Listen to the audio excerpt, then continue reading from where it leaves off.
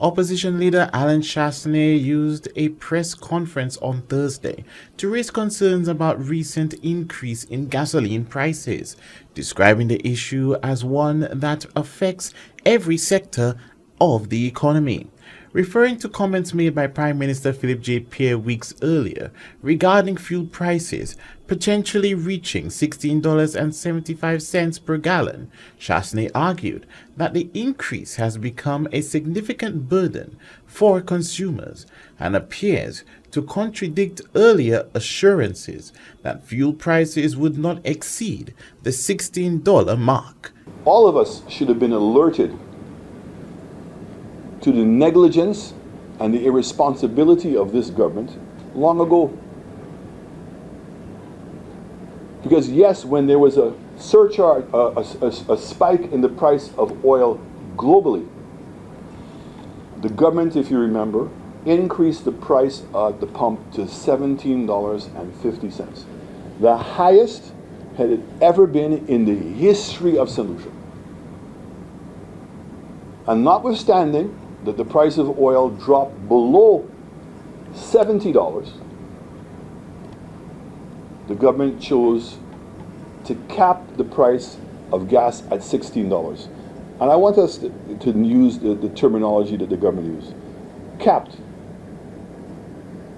And that is suggested in the previous times that when you say that the government is going to cap it, that in essence the government is going to prevent it from going higher, meaning that it should not, that it would not reach what the market price is and they're going to cap it.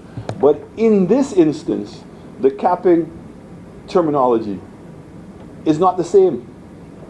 In fact, what they did is they prevented the gas price at the pump to go down to what the market level was. Chastanet also accused the government of creating confusion around fuel pricing, claiming officials have attempted to justify higher gasoline costs by pointing to a stability of cooking gas prices. He argued that cooking gas has traditionally remained relatively affordable under successive administrations and should not be used to explain increases at the pump. I want to make it clear. Every government in the last 30 years, every government has subsidized the price of cooking gas. That's been a long-standing position.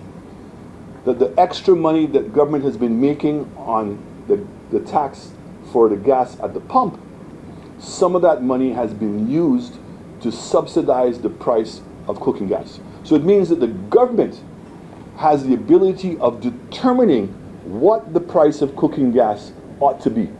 And I can only say to you, United Workers' Party has always believed, when it comes to kerosene or cooking gas, that this is a basic essential in the livelihoods of people in this country, and one that needs to be properly managed, always understanding the consequences to households when you allow cooking gas to have increased to the extent it has.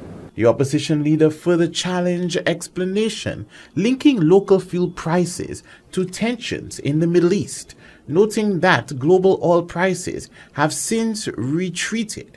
He pointed to an interim peace framework between the United States and Iran aimed at ending the conflict and reopening the Strait of Hormuz, a key global oil shipping route, according to Chastanet.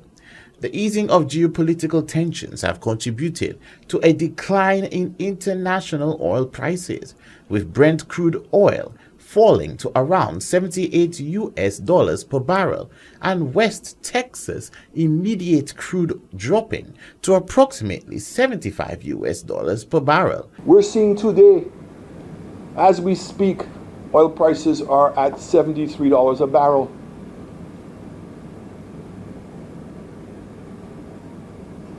The oil prices spiked because of what was taking place in Iran. And it was not 2 weeks into the conflict that people were already talking about a resolution.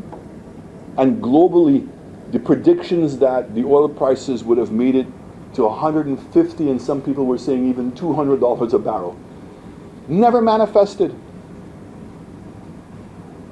a United Workers' Party would have never, well, first of all, we would not have capped it at $16 because we understand the significance of the price of gas on households and on businesses.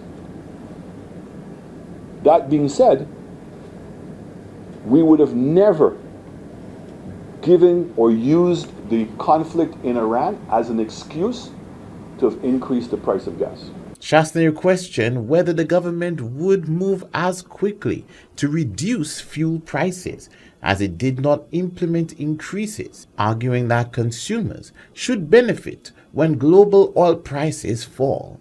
He maintained that St. Lucians deserve greater transparency on how fuel prices are calculated and said motorists will be watching closely to see whether declining international oil prices are reflected at the pumps in the weeks ahead. For Hot 7 TV News, Josiah Bisset reporting.